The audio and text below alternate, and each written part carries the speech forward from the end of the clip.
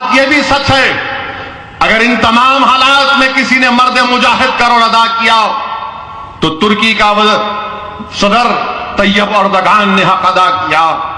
अब तक तुर्की ने $6 बिलियन सिर्फ रोहिंग्या मुसलमानों पर खर्च किए। यही तुर्की था जिसको अल्लाह ने तौफीक दी और एर्दोगान ने सारी दुनिया के सामने खड़े होकर ये नाम निहाद ह्यूमन राइट्स की बातें करने वाले ये अमेरिका और बरतानिया से कहा, इनको समझाया और एर्दोगान ने बांग्लादेश से कहा कि तुम पूरे रोहिंग्या मुसलमानों को ले लो। हुकूमत तुर्की इनकी तमाम पैसों से आपकी इमदाद करेगी। मेरे भाई, आज भी दुनिया में ऐसे मर्द मुजाहिद हैं। तैयब एर्दोगान को अल्लाह ने तौफीक दी, ये वाहिद मुस्लिम मुल्क का सरबराह है जिसने खुलकर आज तक अब तक रोहिंग्या मुसलमानों की ताईद का ऐलान किया और करोड़ों अरबों रुपये बांग्लादेश हुकूमत को दे रहा है। इंसानियत मर रही है, रोहिंग्या मुसलमान नहीं बल्कि इंसानियत मर रही है बर्मा में।